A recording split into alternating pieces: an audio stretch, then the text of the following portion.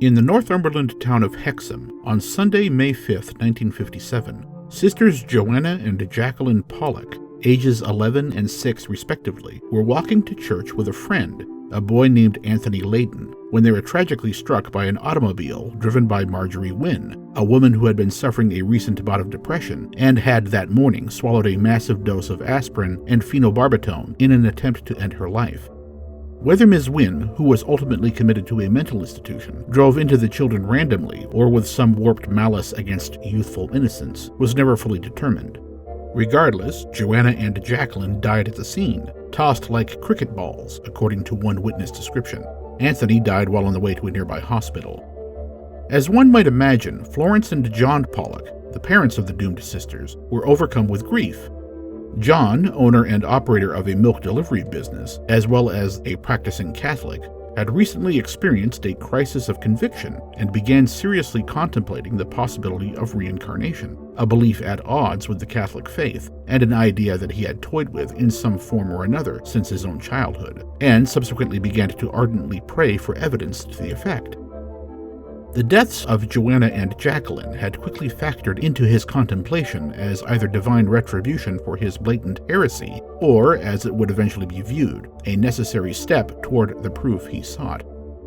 On October 4th of the following year, Florence gave birth to identical twins, Jillian and Jennifer. It wouldn't be long before a nebula of very strange goings-on would coalesce and the twins would become world-famous in the annals of the paranormal. At around the age of 3, Florence gave the twins a pair of dolls that had once belonged to her deceased daughters. Supposedly, there was no disagreement between the twins, as each immediately gravitated toward the doll associated with a particular deceased girl, Jillian with Joanna, and Jennifer with Jacqueline, even calling the dolls by the same respective names, Mary and Susan. Florence, who at first did not agree with her husband's metaphysical convictions, claimed that on numerous occasions, Jillian and Jennifer verbalized details about their deceased siblings, as well as unrelated events. For example, as Jillian held Jennifer's head, she stated, "The blood's coming out of your eyes. That's where the car hit you." This was particularly disturbing, as John Pollock stated Jacqueline had been bandaged above the eyes when he identified her body. At another point, Jillian pointed to a birthmark on Jennifer's head, stating, "That's the mark Jennifer got when she fell in a bucket." Jacqueline had had a small scar on her head at the root of her nose, although she obtained it by falling from a tricycle at the age of 3. It is unclear if this specific injury had anything to do with the bucket. Jennifer also had a noticeable birthmark on her left hip, which more or less matched that of Jacqueline. On one occasion, John was wearing a smock once used by his wife to do some painting. Upon seeing him, Jennifer supposedly asked him, "Why are you wearing Mommy's coat?" She then chided her sister Jillian for not recognizing the garment. Jennifer claimed she knew the coat belonged to Florence because she had seen her wearing it while delivering milk. Strangely, Florence had stopped assisting her husband with his business after the death of Joanna and Jacqueline, and consequently stopped wearing the smock. Unlike Jacqueline, Joanna had attended school during the day and therefore likely never saw her mother wear it. About 4 months after the birth of the twins, the Pollock family moved from Hexham to Whitley Bay, about 50 kilometers to the east. When Jillian and Jennifer were 4 years old, John and Florence took them on a day trip back to Hexham, during which the girls, allegedly without prompting, recognized a number of landmarks, among them their former residence and Joanna's school. Also, during a walk through a Hexham neighborhood, the twins led their parents to a park playground, a location to which they themselves had never been, and which was out of visual sight on the opposite side of a hill. John once ran out into his yard in response to hearing the twins screaming in terror. He found them hugging each other, pointing to an idling car across the street, shouting, "The car! The car! It's coming right at us!" John later noted that the front of the car was pointing at them, mimicking the position of the vehicle operated by Marjorie Wynne moments before the tragic event years earlier. Jillian and Jennifer engaged in numerous strangely familiar behaviors.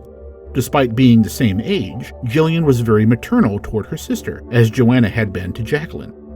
The twins had a very strong emotional bond with their maternal grandmother, a trait similar to the deceased girls. Both twins were overtly fond of brushing hair, their own as well as others, particularly John's, something Joanna and Jacqueline had a reputation for as well. Jillian, like her counterpart Joanna, was more gregarious than her sister, and, like her, seemed to mature at a faster pace. Jillian was also noted to have a noticeable splay-footed gait, much as had Joanna. As time went on, Jillian and Jennifer Pollock made fewer and fewer claims regarding their alleged past selves. By the time they entered school, the twins and their parents discontinued any discussion about the subject until the age of 13, when they learned of their father's now unshakable belief in reincarnation. By their 20s, they had completely forgotten anything from their former lives, or any claims to such they had once supposedly made, and occasionally expressed a general and gentle skepticism. Throughout the ensuing decades, the bright star of the Pollock twins case has dimmed somewhat, evolving more or less into a strange tale upheld by those willing to believe and disregarded by those who are not. British investigator and author Ian Wilson pointed out a number of weaknesses in the case, mostly revolving around the nature of the alleged evidence. All anyone knows about the Pollock twins' behavior during their young childhood is what has been relayed by John and Florence. This doesn't mean that John and Florence were knowingly lying, of course, although that is a minute possibility. They could simply be interpreting normal, typical interactions in irrational ways, and passing these interpretations on to an uncritical public. Skeptic Richard Rockley, in an essay for Skeptic Report, notes that both Florence and John may have inadvertently commented on their deceased children and the circumstances surrounding their death in front of Jillian and Jennifer. Seemingly unknowable knowledge displayed by the twins could be nothing more than slightly altered or supplementally detailed regurgitations of tales told around the breakfast table. Probably the most thorough examination of the Pollock twins case was conducted by Dr. Ian Stevenson in 1963, a detailed summary of which was published in his 1987 opus, Reincarnation and Biology. Stevenson's conclusion was more positive than that of skeptics such as Rockley, noting in particular that the suggestion that John Pollock's interest in reincarnation does not necessarily call into question the entire case. If John had no interest in reincarnation, he would not have pursued the idea with his wife and daughters, nor noticed any of the strange coincidences within his family, and therefore would have had nothing to report. Though the Pollock twins are the best known example of sibling reincarnation, they are far from the only. In fact, numerous cases have been recorded through the 20th century. The subject as a whole has been championed by one man more than most, a man with enough credibility to give many of his even quite skeptical colleagues pause, and the general public food for thought. Born on Halloween 1918 in Montreal, Canada, Dr. Ian Stevenson became a naturalized American citizen in 1949 and climbed the ladder of psychiatric medicine, eventually becoming a professor of psychiatry at the prestigious University of Virginia School of Medicine in 1957. During his tenure, he founded the Division of Personality Studies, renamed the Division of Perceptual Studies in 2004, which empirically investigated numerous paranormal phenomena through scientific means. Areas of study include cases of extrasensory perception, poltergeist activity, extra-bodily manifestations in the form of near-death and out-of-body experiences, and reincarnation, a subject especially dear to Dr. Stevenson's heart, likely due to the influence of his mother, who was an avid follower of theosophy. It has been estimated that Dr. Stevenson and colleagues at the DPS had compiled over 2,500, some sources claim as many as 3,000, cases of possible child reincarnation, with over 1,500 of them having been researched to some degree of plausibility. The DPS examined cases from locations all around the world, including India, Sri Lanka, Lebanon, Turkey, Thailand, Burma, also known as Myanmar, Brazil, and the United States. Dr. Stevenson focused his studies on children, both twins and singular, reasoning that children would be less likely to fabricate tales of past lives. Although at first this may seem as somewhat naive, it is actually quite logical when considering the subject matter. Death and its surrounding mechanisms are not typically of interest to people who have not fully psychologically matured. Very few 12-year-olds contemplate their own mortality. One could certainly argue that children, even as young as 6, could outwardly reflect an obsession of one or both of their parents, or other influential adult, and that this may lead to erroneous data. A mother who has an intense belief her child is the reincarnation of Joan of Arc would likely voice this belief to said child, along with any relevant information. The child would likely not be able to discern the difference between fact and fantasy, especially if it originated from a trusted source, and could very well repeat any retained information to random third parties, including researchers. The child might then seem to have a strangely detailed depth of knowledge about Joan of Arc, a fact that in no way proves any reincarnation has taken place. This can be mitigated to a great degree, although not completely, by simply observing said parents and/or adults for a period of time to discern any obsessive fascinations, and by only noting claims that are made by a subject without prompting, and therefore less likely to be influenced by others. Unsurprisingly, many of Dr. Stevenson's colleagues and other academics were critical of his viewpoints and conclusions, citing his personal views and a tendency toward confirmation bias, in which evidence possibly falsifying his hypothesis were not considered, or that the possibility of the non-existence of reincarnation, the so-called null hypothesis, was not given any weight. These are fair criticisms, though one should not confuse condemnation of the method with dismissal of data. As put by the late, normally skeptical, German physicist Doris Coleman-Wilsdorf, based on Dr. Stevenson's research, quote, "Cumulatively, the evidence is not inferior to that from most, if not all, branches of science," unquote. Undoubtedly, there are other possible interpretations of the mountains of data collected by Dr. Stevenson, but one would be hard-pressed to label either him or the DPS as sloppy, since claims of reincarnation were never taken at face value. Formal interrogations were rarely conducted with claimants, the only information collected being that which was given by unprompted narrative and not obtained through the use of drugs, hypnosis, or other secondary sources, such as past life reading by psychic medium. Subsequently, attempts were typically made to falsify collected information by comparing it to objective facts relating to the claimant's supposed past lives. Some care was taken to avoid contaminating either side with leading information or turning near misses into hits via liberal interpretation, although to say these less than rigorous techniques were never used is probably untrue. Indian philosopher Kadambir Krishnamachari has been vehemently critical of Dr. Stevenson's conclusions, citing probable misinterpretation, social pressure, and the obtainment of information by claimants via some parapsychological process, such as psychic knowledge, which one might understandably find a rather strange counter-theory. Historical writer Ian Wilson pointed out that, at least in the numerous cases of Indian children, memories of past lives were almost unanimously of a higher status than their claimants, which would imply they are not memories but fantasies born of desperation and poverty. Of course, this is not very compatible with the idea of karma, in which one would desire to be reborn into a better situation than one previously experienced. Indian children would probably not fantasize about something at odds with a huge portion of the prevailing belief system. Although, to be fair, this problem does not necessarily apply to claimants found elsewhere. Philosopher Keith Augustine noted several cases in which children were obviously coached, including parents interviewed by Stevenson who claimed their children were the re-embodiment of Mahatma Gandhi and John F. Kennedy, and subsequently raised them as such.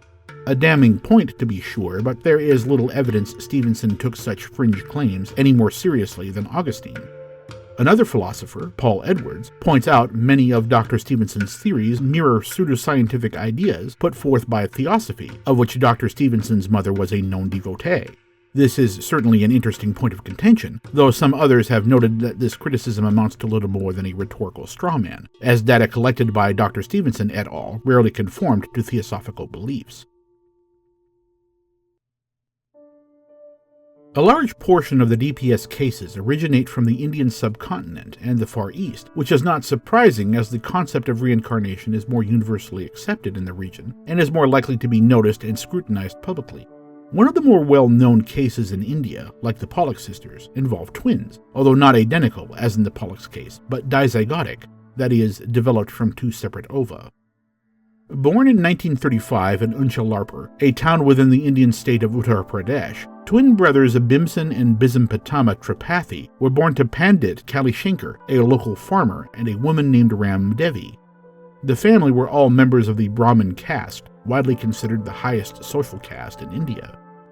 Bhimsen and Bhism Pitamah were quite close, and, as is not uncommon amongst twins, spent a great deal of time together throughout their childhood.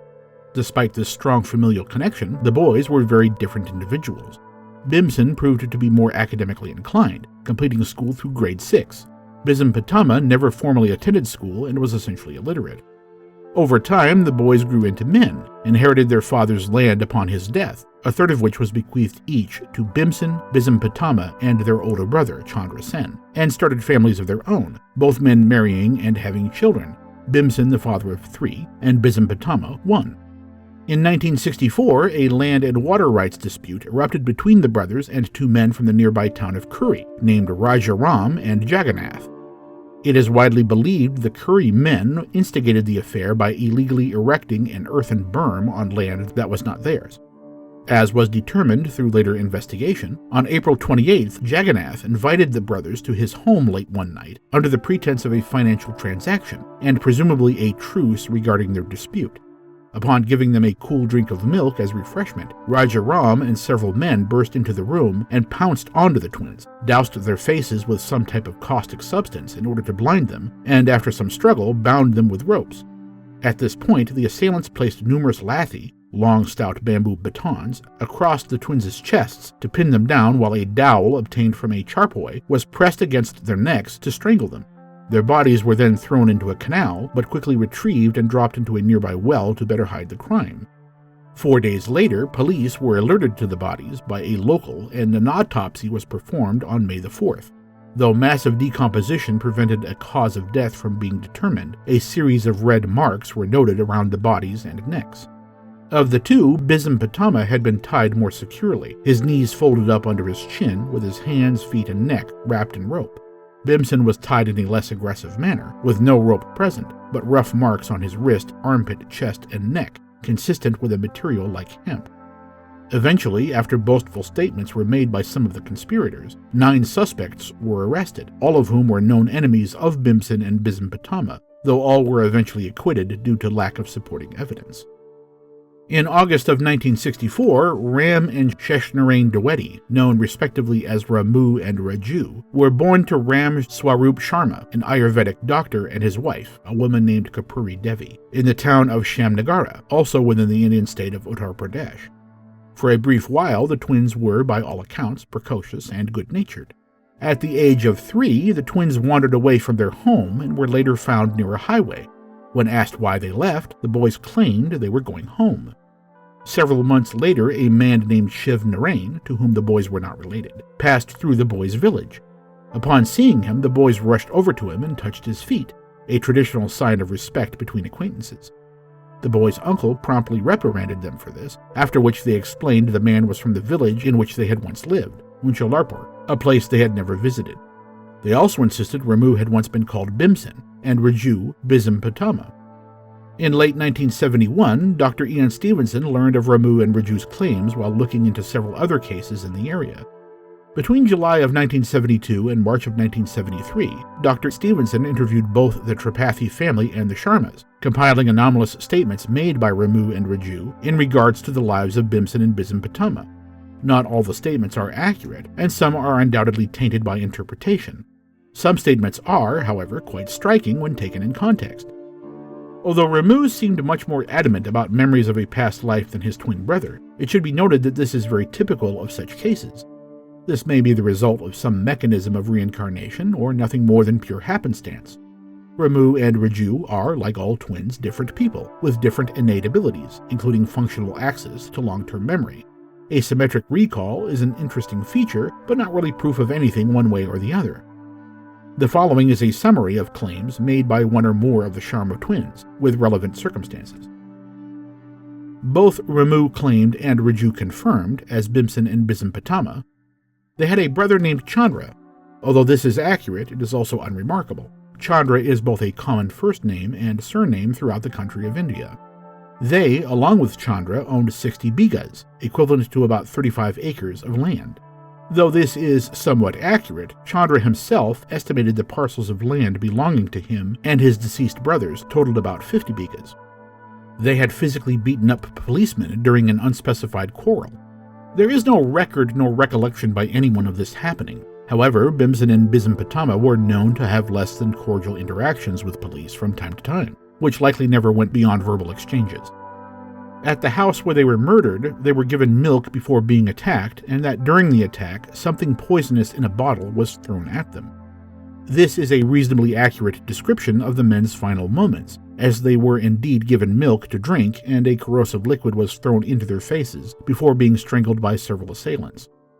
A very friendly man named Jagannath from the village of Kuri gave them milk at his house. This is entirely accurate, though Jagannath was well known in his village and even considered a VIP.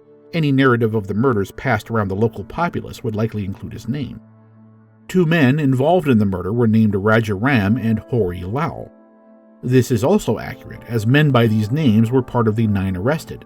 However, as with Jagannath, these names could have been associated with the murder for some time. The fact Ramoo and Rajoo knew of them may only mean they had substantial knowledge about the case. Still, this would be highly unusual behavior for young children. Their bodies were put into a sack and thrown into a well. This is the only real post-mortem claim, which in and of itself seems odd, as it is not a description of an event during a previous life, but a description of an event that occurred outside anyone's life. Regardless, neither Bhimsen nor Bhism Pitamah were found within a sack, and it is known that the bodies were first placed into a canal before being moved to a well. It is possible the men's bodies were initially placed in a sack for transportation, then unceremoniously dumped, though this seems an unnecessary step unless the alleged sack was somehow incriminating. Ramoo specifically claimed, as Bhimsen, his home was in Unchalarpur. This is accurate, though a rather basic piece of information. He had a teacher named Thakur Tilak Singh, who came from the village of Marhana. This is also accurate, and, though it is conceivable someone could independently determine this information by non-paranormal means, it is strangely specific. In his past life, he married a woman from the village of Atrali, and had 1 son named Drona. Again, these are strangely accurate statements. Bhimsen's son's name was Dronacharya. He had owned a wristwatch and ring, which he kept in a small strongbox, along with an amount of cash and a pistol. When asked about this, Chandra denied that Bhimsen kept a firearm, although he admitted his brother could have owned possessions of which he was not aware. Interestingly, Bhimsen was known to wear a ring. Rajoo specifically claimed, as Bhism Pitamah, his past self married a woman from the village of Bahawalpur and had a son named Netrakashore. These are both accurate statements. Rajoo claimed his family owned not 1, but 2 pistols, one of which was unregistered. Chandra flatly denied this assertion. The second firearm, along with a belt of cartridges, was hung from a wall peg in the inner room of the house. Though never confirmed, there is some evidence Bhism and Bhism Pitamah's mother kept a pistol by her bed in just such a manner. Rajoo was the first to mention the gruesome fate of their past selves, and claimed that during the attack his brother, i.e. Bhimsen, managed to escape the room, but soon returned to help fend off the attackers. There is no way to verify this turn of events, but it is plausible. Besides verbal claims, a number of physical oddities were noted as well. Ramoo, like Bhimsen, was slightly taller than his brother. This is not really unusual, but it is an interesting coincidence. Rajoo, like Bhism Pitamah, was generally considered the less intelligent of the 2. This is not based on any objective test. Rajoo, like Bhism Pitamah, may have simply been prone to flights of fantasy and less interested in intellectual pursuits. This is not necessarily indicative of low intelligence in boys, and there is little to indicate this characteristic is anything more than a coincidence. Both boys had a reputation for bravado and aggressiveness. Not exactly a rare condition for young boys who share formative experiences and are in constant close proximity. Also, one should consider that the father of Ramoo and Rajoo was known to resort to physical beatings, which may have had an influence on the boys' behavior. Both Ramoo and Rajoo had a set of unusual birthmarks, characterized by a series of dark 2mm wide streaks running horizontally across their chests and abdomens. Ramoo had 5 of these marks and Rajoo had 2. While these certainly suggest some connection with the manner of Bhimsen and Bhism Pitamah's death, the strangulation via wooden dowels, this interpretation is only one of many, although the fact is certainly eyebrow-raising. As word of the boys' claims spread, Ramoo and Rajoo were eventually host to several visitors from Unchalarpur, all of whom were supposedly recognized by the boys, including Bhimsen and Bhism Pitamah's mother, 2 sisters, brother Chandra, and sons. Not surprisingly, some of the accused murderers called on the boys as well. Dr. Stevenson was unable to glean many details about these particular encounters, though he surmised they were undoubtedly born of morbid curiosity and perhaps more than a little fear. While it was true any testimony given by Ramoo and Rajoo regarding the murders of the Tripathis was not legally admissible in court, the possibility existed that interested parties might take exception to the boys' accusations nonetheless. When considering the dissemination of information within the local population, one has to wonder just how much regular contact was made between the Sharma and Tripathi families. Unchalarpur, the home village of Bhimsen and Bhism Pitamah, lies about 16 kilometers from the tiny, at the time, community of Sham Nagara, home of Ramoo and Rajoo. Frequent contacts were unlikely, although it is possible news of the murder, which was widely regarded as particularly heinous, spread between the two locations soon after it occurred.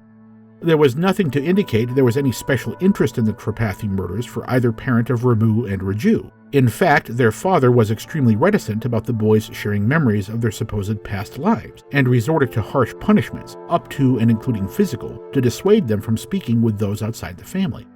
It was the ultimate opinion of researchers at the DPS that the family of Ramoo and Rajoo showed no desire for publicity. Indeed, extensive effort had been made by Dr. Stevenson and his colleagues to even obtain interviews, and there was never an attempt by the Sharma family to monetarily gain from their son's claims, a fact which does make one wonder about the motivations behind any hoax or deception. Although as a concept, reincarnation is widely accepted in India, remembering past lives is just as widely considered a bad omen and is not generally encouraged. Trepidation about reprisals from the murderers of Bhimsen and Bhism Pitamah were expressed, and whatever one thinks of country superstition, the widely held belief throughout India that remembering one's former life only brought misfortune is enough to dissuade a would-be jokester from perpetrating a fraud solely for personal amusement. Ramoo and Rajoo continued to make statements, mostly to family members, until about age 9, though by age 8 their recollections were already fading or becoming muddled. In late 1972, for example, Ramoo stated he, that is Bhimsen, was stabbed during the murder, a claim unsupported by any evidence or testimony. Many of the statements made by Ramoo and Rajoo, as well as many of the seemingly relevant physical idiosyncrasies, could be the result of misinterpretation, or more accurately, biased interpretation, where those interested only grant attention to observations that fit their personal desires. Still, it is important to remember this is only one possibility of many. The specificity apparent within certain statements, especially those involving particular names and locations, are quite difficult to simply disregard as illusory. On March 3, 1945, British armed forces under the command of Field Marshal William Slim captured the Burmese town of Meiktila from the staunch grip of occupying Imperial Japanese. After several days of intense fighting, repelling numerous Japanese counterattacks, the British continued their push, eventually liberating the city of Pyabwe on April 10th. Continuing their offensive against the retreating Japanese, the British began a daylight bombing and fast assault air raid campaign over the area south of Pyabwe, an area containing many small villages. In the midst of a raging whirlwind of noise and destruction, residents of the village of Minlan quickly learned to avoid the attacks by leaving their homes before dawn and spending each day in the countryside.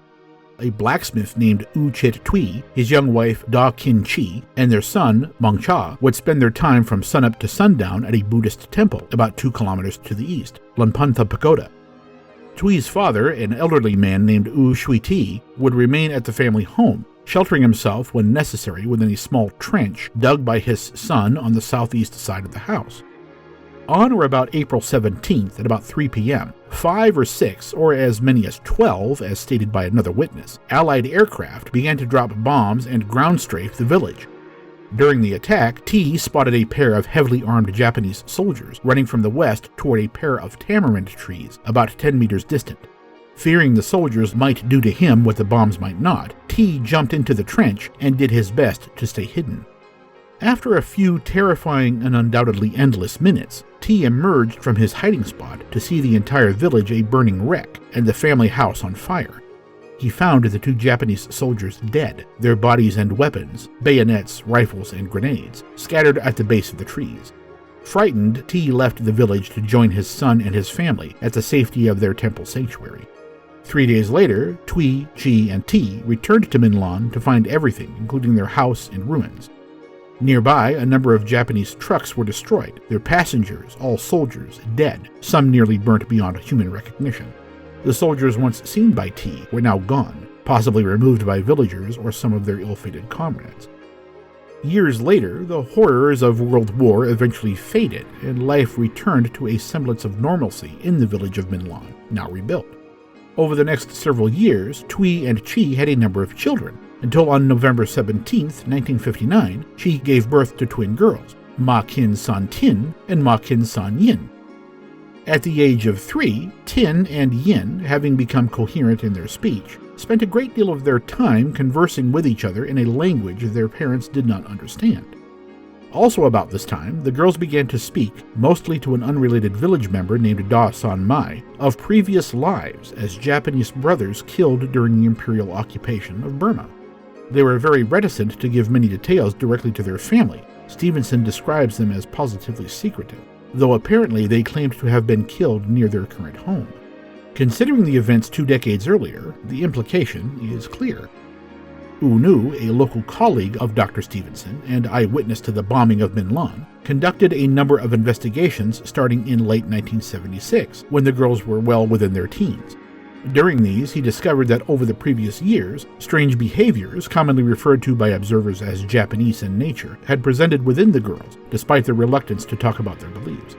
These included open dislike of British and Americans, a strong preference for wearing traditionally masculine clothing, particularly trousers, and a general demeanor characterized by family members as masculine, frequent criticism about the tropical climate in Burma, frequent criticism about spicy Burmese cuisine and a pronounced preference for strong tea, a supposed insensitivity to pain, generally industrious behavior, and a short, occasionally explosive temper. When angered, the twins would slap the face of whoever irritated them.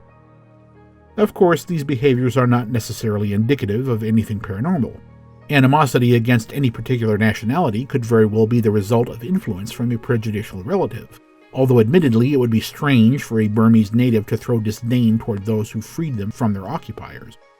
Tomboys are not unusual now nor in the past. If the girls were only fantasizing their lives as Japanese men, this behavior would be completely consistent.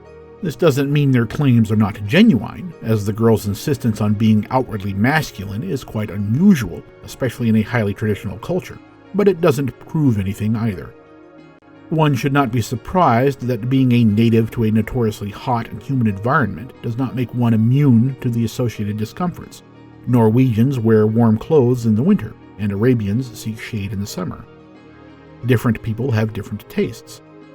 If true, and even so, it is most likely an exaggeration. This may be unusual, but it isn't definitive. There isn't anything particularly special about Japanese men experiencing pain. In fact, a 2017 study by the National Institute of Health suggests Japanese may have a lower average pain tolerance than British. To be fair, this may also indicate an unusual amount of stoicism within the girls, a trait particularly valued in Japanese society. Again, this isn't particularly definitive of anything, but it is a behavior very much in keeping with Japanese culture. This is perhaps the most interesting item on the list, as it is a well-known behavior of Japanese soldiers during the war, as members of subjugated peoples were often seen as inherently inferior. It is extraordinarily unusual for young girls, particularly in Burmese society, to act this way. Interestingly, from an early age, both Tin and Yin were quite open to practicing the Burmese form of Buddhism, known as Theravada Buddhism, which varies somewhat from both Mahayana Buddhism and Shintoism, the major faiths of Japan during the first half of the 20th century. In October of 1976, Tin and Yin each made a detailed statement to Unu, giving perhaps the fullest account on record of their claims. Both girls frequently broke into tears, as it was apparently the first time anyone had taken a real and meaningful interest in their claims. They both remembered growing up in Japan, though they could not recall any names of individuals or specific places. They could also not remember the names of the men they claimed to once be. Admittedly, this seems convenient, though how much one is normally supposed to remember from a previous life is an open subject. They had been brothers born about 3 years apart, with no other siblings. Tin identified with the older of the brothers and Yin the younger. Both had been educated up through the 7th grade. This is in keeping with formal education in Japan at the time. Around 1930, only about 20 to 60% of males went on to secondary school, depending mostly on the area in which they lived and their social status. The entrance of their home in Japan faced south and had a roof made of corrugated metal. These are not particularly informative details, though they are not contradictory. When the girls' counterparts had turned 15 and 12 respectively, their father died. The cause of death is never mentioned, and they became very close to their mother, who was independently wealthy and did not need to be employed. Both boys were patriotic and idealistic. When the older of the two brothers turned 18, he voluntarily joined the army. Despite vehement protests from their mother, his brother followed suit, not wanting to be separated. The Imperial Japanese Army did legally allow volunteers as young as 17, although it seems the younger brother was shy of this age by at least a year or two. Still, military recruiters are not known for their careful discernment, so 15-year-old boys joining the armed forces are not unheard of. Both brothers had a year of training and were sent overseas, although neither Tin nor Yin could remember the location of their initial deployment. As Japan had invaded Manchuria in 1931, this would be plausible. A few years later, when the boys, now unmarried men, were 25 and 22 years of age, serving in the Japanese Imperial Army in Burma, they recalled during a mass retreat from Meiktila to the area around Pyabwe, they entered the village of Minlan. In the evening, several aircraft bombed and strafed the village. The brothers were joined by a third Japanese soldier and quickly ran for cover between a pair of tamarind trees. Although the elderly Wu Shui-ti only recalled seeing two soldiers running for the trees, this could be explained if the third man mentioned in Tin and Yin's recollection was lagging behind the brothers by several seconds and therefore was out of view during the brief observation. It should be noted, however, that both Wu Shui-ti and Wu Nu recalled the bombing raid had occurred during the afternoon, not the evening. They laid onto the ground between the trees until there was an explosion, which they believed had originated from their own grenades. Strangely, this is a particularly peculiar detail, as the Japanese Type 97 hand grenade was notoriously dangerous because of its unstable ignition mechanism. The third soldier managed to escape as the brothers lay dying, crying out for their mother. Again, this might explain why Wu Shui-ti only saw two bodies. Finally, they both remembered finding themselves back at home in Japan, trying to communicate with their Japanese mother, though she could neither hear nor see them, like some sort of Dickensian tragedy. The next they knew, they felt as if they had awakened from a dream, having since become the 3-year-old Tin and 3-year-old Yin. Sometime after 1977, Yin was diagnosed with breast cancer. After a subsequent surgery to remove the tumor, she claimed to Wu Nu that her past life memories had faded. She continued to live at home and had remained unmarried as of November 1991, the latest date of Dr. Stevenson's notes. Eventually, her sister Tin also found her memories dull. In 1985, Tin married at the age of 25, subsequently giving birth to 4 children, with only one boy surviving past infancy. When later speaking to Wu Nu, she claimed to have had a sudden recollection of being married in her previous life, as well as having children. When asked by Wu Nu why her new memory conflicted with her earlier statement, in which both girls claimed to have remained unmarried until their death, Tin surmised that having children in her current life jarred memories of her previous existence. This is certainly a possibility, but one would think having children would be a much more indelible memory than a corrugated metal roof. Like all such examples, the case of Ma Kin-san Tin and Ma Kin-san Yin requires some level of willingness to believe. As skeptics would rightly point out, verbal testimony and anecdotal evidence such as that provided by Tin and Yin's acquaintances are not, nor should be, considered definitive proof, but such evidence should also not be treated as no kind of proof. Numerous cultures throughout history have narratives of a great cataclysmic flood. There is little physical evidence of such a worldwide event insofar as supporting one culture's particular version. This isn't to say the story of Noah or the Epic of Gilgamesh should be taken at face value, but it is clear the sheer number of stories gives us an indication of something historically real. At least from a physical standpoint, reincarnation is not impossible, and strictly speaking does not even require a divine component. Science has little to say about consciousness, the nature of existence, or the genesis of life, and would not really be upended if reincarnation were somehow proven to be true. Our understanding of biology, physics, and chemistry would be as complete or perhaps incomplete as ever. What we call a soul could be a sort of energy governed by the same laws as other energy in the universe and is conserved as such. Brutal and sudden, and what would widely be considered decidedly unjust, deaths are often associated with such claims. Perhaps reincarnation occurs when a normal flow of life is interrupted, something akin to an electrical short. Of course, claims and theories in no way demonstrate the reality of reincarnation. It simply calls into question the abject and outright denial on purely scientific grounds. As Shakespeare quipped, death is an undiscovered country. One man's metaphysical conviction is no more objectively provable than any other. Perhaps there is a mechanism which creates something we would call reincarnation, but does not fly in the face of mainstream religious sensibilities. Perhaps those sensibilities are wrong, and reality is far more bizarre than we ever considered. Or the entire phenomenon is a great illusion born of a string of remarkable coincidences. In any case, we should exercise caution, avoid drawing hasty conclusions, and not mindlessly dismiss data. In an essay entitled Scientists with Half-Closed Minds, Dr. Ian Stevenson provides an interesting fictional anecdote which serves as a warning against hardening of intellectual arteries. A Dutchman living in the East Indies once tried to tell a native of Java that in his country the water sometimes becomes so hard you can walk on it. The Javan was immediately convulsed with laughter, and the Dutchman could make no progress with his explanation.